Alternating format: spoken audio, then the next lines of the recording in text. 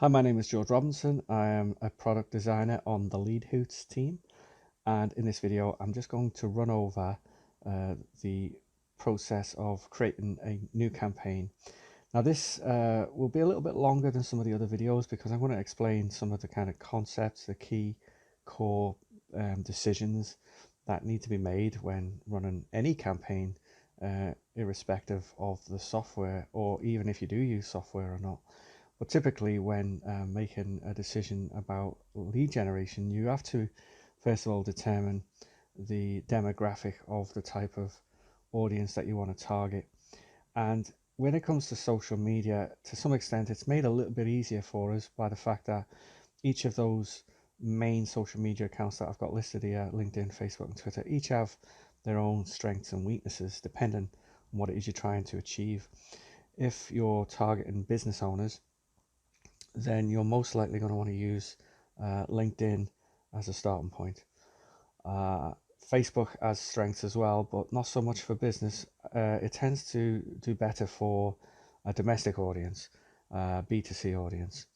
And Twitter has an interesting interface for being able to target people based on conversations that they're having, and in some cases even in real time, you can target LinkedIn prospects based on trends and things that are happening day to day. So it can be a very frenetic approach with Twitter to finding the right target audience, but it does have some very powerful contextual based features.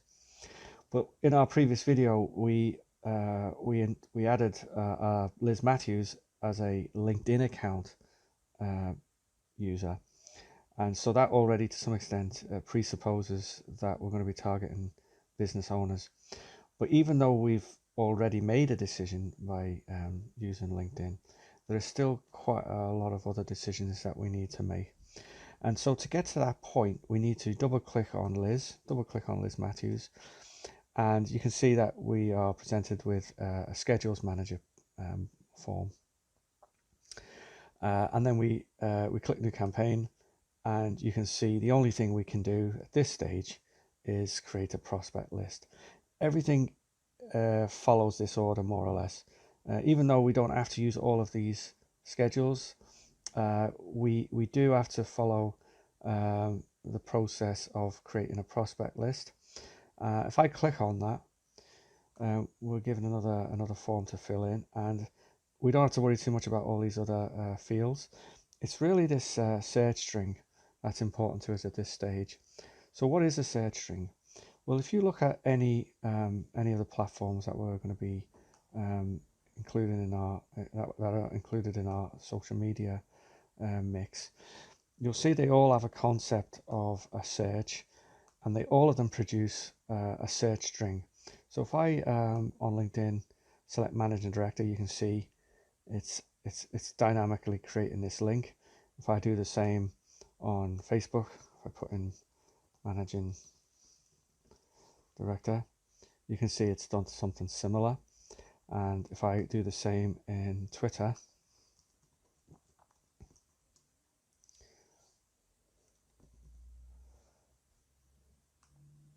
you can see it's produced again a search string. Now this is important because in all three cases, those search strings comprise a list, or for our purposes, a prospect list. The challenge with these various platforms is that they don't all have the best facilities for finding people. Like if you look at this now, we've typed in Managing Director, but all we're getting from Twitter is from people we follow, or from anyone or people we follow, and as a location, anywhere, which isn't very efficient if we are trying to promote a local product or service. Now this is where we do have some useful capabilities where we can target people's profiles based on things they may have said or phrases they may have used. So it does have some effectiveness depending on what it is we're trying to do. But if I go over to LinkedIn, you can see we just have a lot more filters. And Facebook kind of sits in the middle when it comes to search criteria. We get some things that are useful that we need, like the city and the education and work. But the main issue is getting to those people. And if Facebook and Twitter are limited, and even to some extent Facebook, then how do we get the prospect list that we really need to be able to drive our campaign? Well, thankfully, our Leadhoots tool does come with an advanced custom search, and this we'll go over on in another video.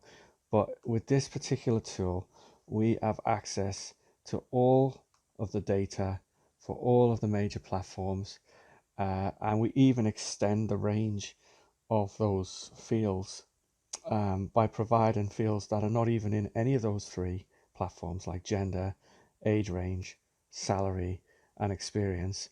We can also specify that we want work or personal emails, or that we need mobile phone details. All of this is important based on what it is we're trying to do, because this our Leadhoots tool does provide schedules for email and SMS. So for now, though, we're just going to stick with the LinkedIn search.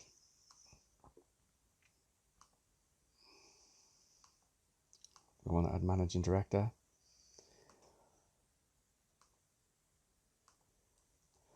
And we're going to save and finish. And that's our starting point. What in effect we've done is we've said, well, we haven't actually done that. If I just narrow this down a little bit, we're going to show results.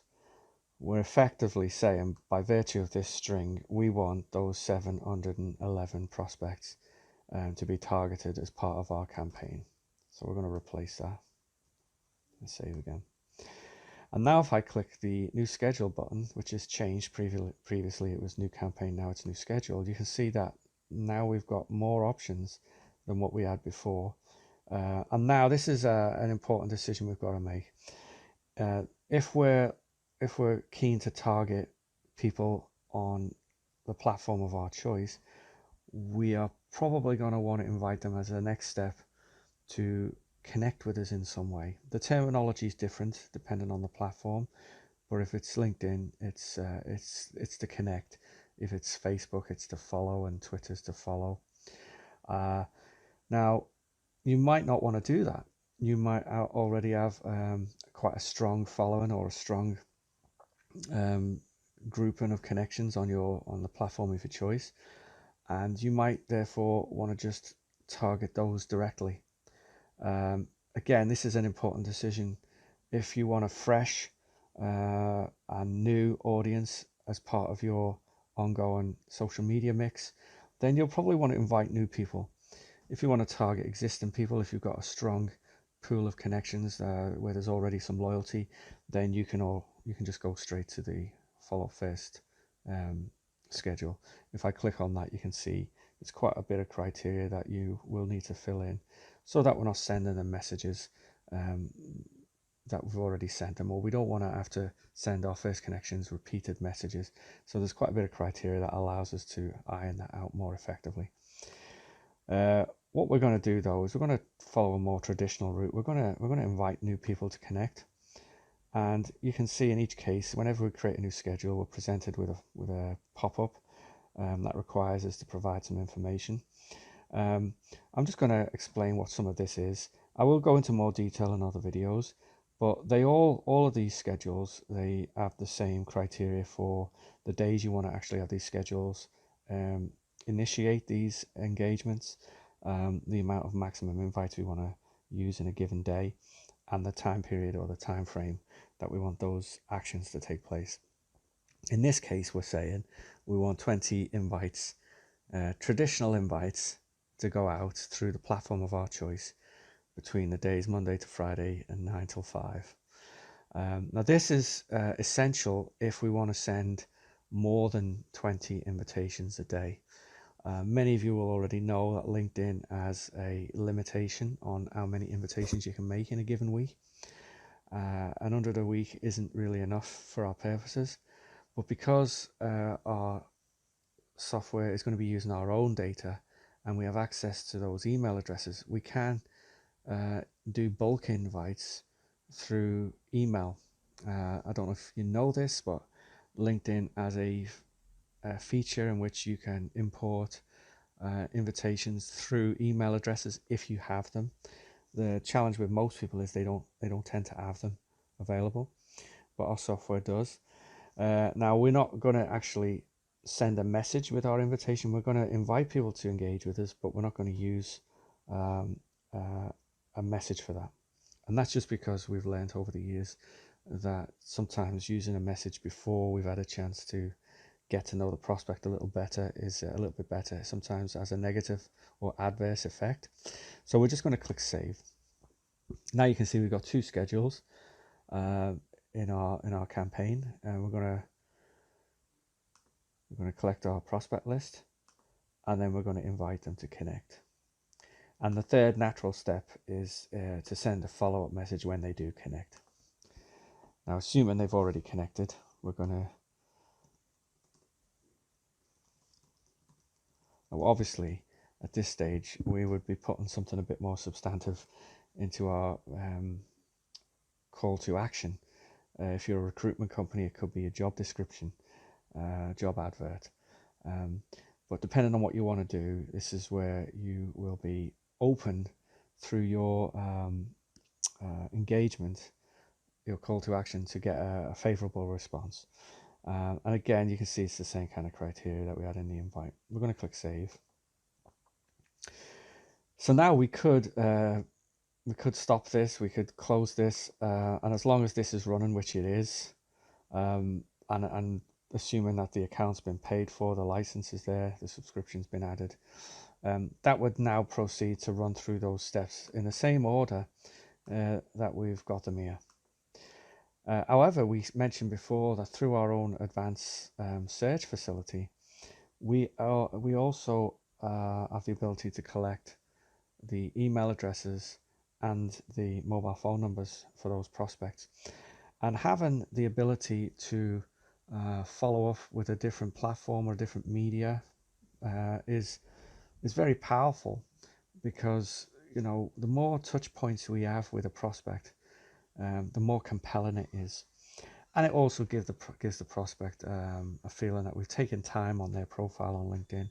However, we know from statistics that for every invitations that we send people on LinkedIn, only 30% of them on average, or 30 of them on average, will actually connect, which means we still have quite a few prospects that are not even getting as far as an engagement call.